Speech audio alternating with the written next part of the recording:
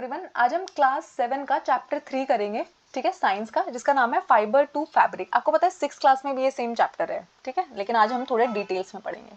ठीक है, तो जैसे मैंने आपको बताया कि जो ऊन होती है वो हमें ना शीप के याक के हेयर से मिलती है, जिस उस हेयर को ना हम फ्लीस बुलाते हैं। ठीक है, उसका एक अलग नाम है, तो याद रखिए। कभी कभी ना एग्जाम में हेयर नहीं लिखेंगे, फ्लीस लिख देंगे, तो आपको पता होना चाहिए। ठीक है, उसके बाद जो सिल्क फाइबर्स होते हैं वो कहाँ से मिलते हैं हमें?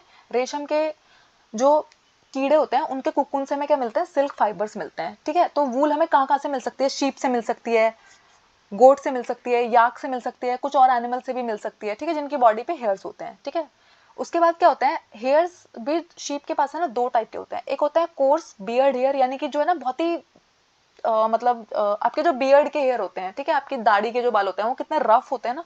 ठीक है, और उसके बाद है ना जो उनकी स्किन के पास वाले हेयर है जो बहुत ही सॉफ्ट है, बहुत ही फाइन है। ठीक है, जिससे हम वूल बनाने के लिए ज्यादा यूज करते हैं। ठीक है, अब सिलेक्टिव ब्रीडिंग क्या होती है? ठीक है, सिलेक्टिव ब्रीडिंग का मतलब होता है, सोचो कोई प्लांट है, वो बहुत ही प्यारा फ्रूट देता है। ठीक है, तो और एक और प्लांट है, उसमें भी एक बहुत प्यारा फ्रूट आता है। अगर मैं उन दोनों पेरेंट्स को मिक्स करूं, ठीक है, और उससे ना मुझे एक नया फ्रूट मिलेगा, उसमें ना दोनों प्लांट्स की कैरेक्टरिस्टिक्स आ जाए, तो उसको हम क्या बोलते हैं? Selective breeding. ठीक है, तो जैसे आप है ना शीप की कोई ब्रीड आप देख रहे हो जिसके अंदर है ना बहुत ही अच्छे क्वालिटी के फाइन अंडर हेयर आते हैं।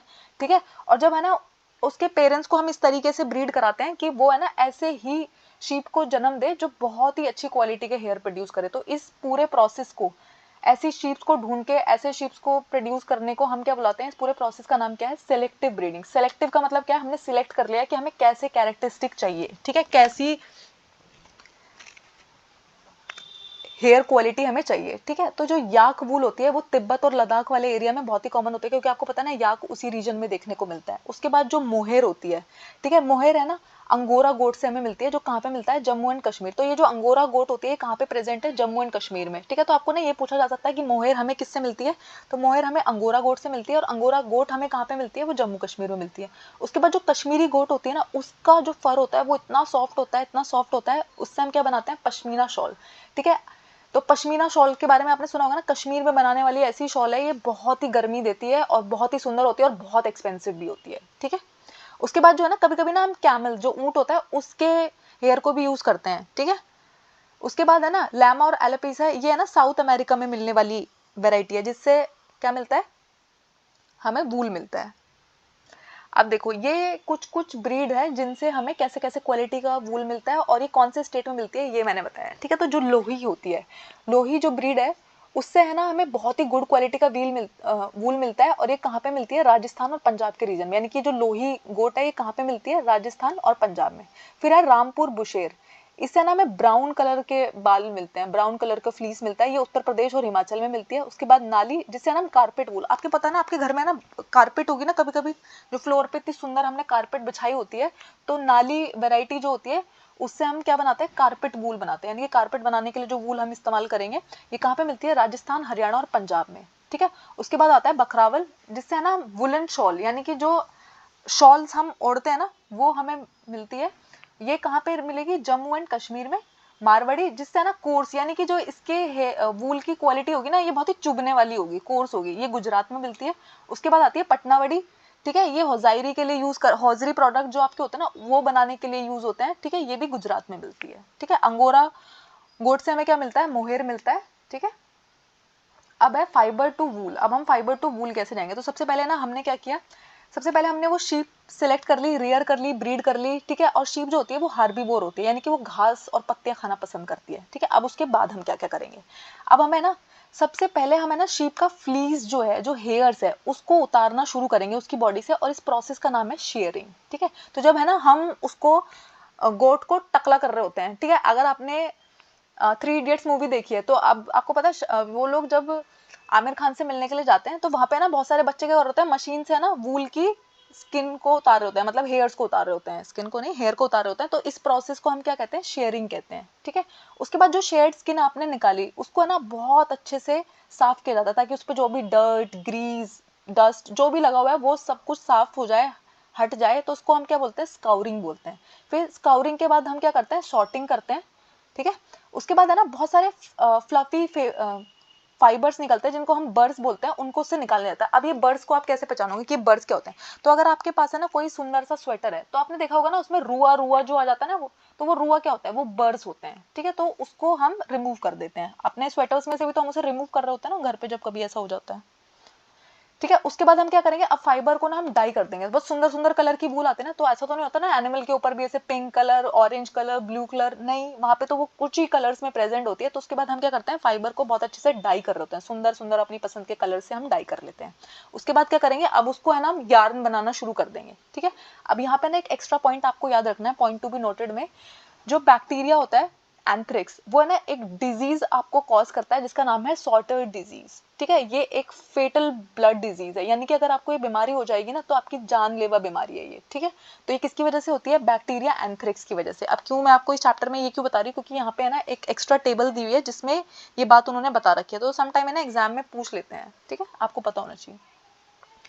अब उसके बाद आता है सिल्क। अब ये तो हुआ वूल का प्रोसेस, ठीक है, हमें ऊन कैसे मिलती है। अब हमें देखना है सिल्क कैसे मिलती है। तो सिल्क की साड़ियाँ सबकी मम्मियों के पास मोस्टली होती है, ठीक है।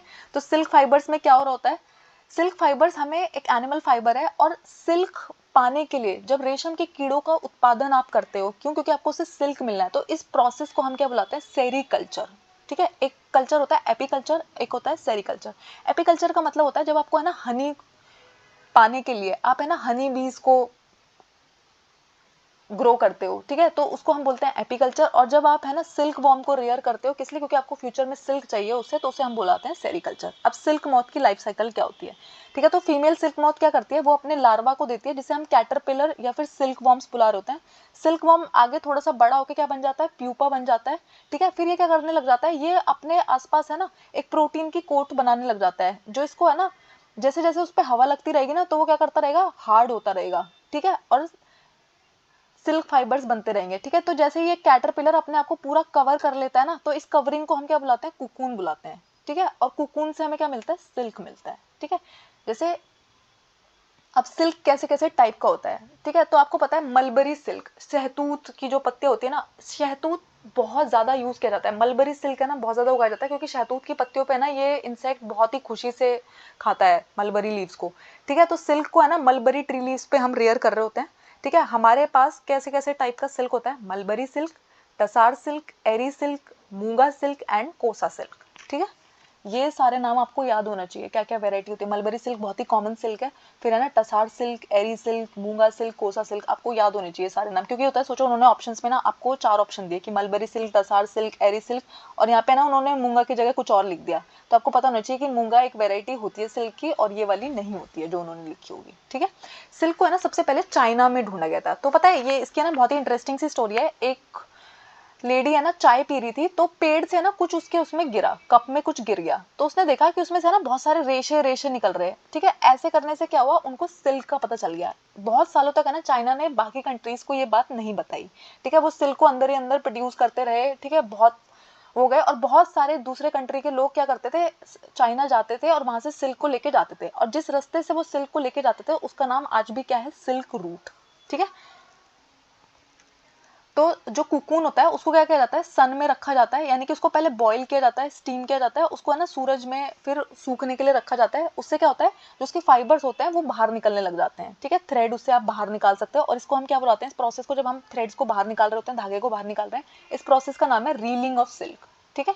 अब इसमें क्या होता है, सबसे पहले आप सिल्क वॉर्म को पैदा करोगे, उगाओगे, यानी कि इंसेक्ट, उसको ऐसी सारी कंडीशन दोगे, मलबरी का ट्री लगाओगे, उसके ऊपर ऐसी सारी कंडीशंस रखोगे जिसकी वजह से सिल्क वॉर्म वहां पे पैदा हो रहे हो। उसके बाद है ना आप सिल्क वॉर्म्स को, कुकून को बॉईल करोगे, उससे आपको क्या मिलेगा? Railing of silk. कुकून से आप है ना अब धागा अलग निकाल लोगे, और उसको अब सिल्क से आप क्या बना लोगे? फाइबर्स बना लोगे, ठीक है। अब देखो उसकी लाइफ साइकिल क्या होती है।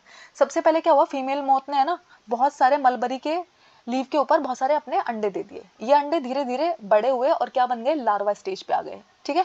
उसके बाद ये लार्वा क्या बना? कैटरपिलर बन गया, और इसके बाहर है ना अब एक हार्ड कवरिंग आनी शुरू हो जाएगी, जिस हार्ड कवरिंग को हम क्या बुलाते हैं? कुकून बुलाते हैं। और कुकून को अगर आपने इस स्टेज पे किल नहीं किया तो आगे जाके कैसा बन जाएगा? अडल्ट मौत बन जाएगा, और दोबारा से ये लाइफ साइकिल चलती रहेगी, ठीक है। ये उसकी लाइफ साइकिल है। थैंक यू, आई होप आपको इसमें कोई डाउट नहीं है। अगर आपको कोई डाउट है वो मुझे कमेंट सेक्शन में बताइएगा, ठीक है।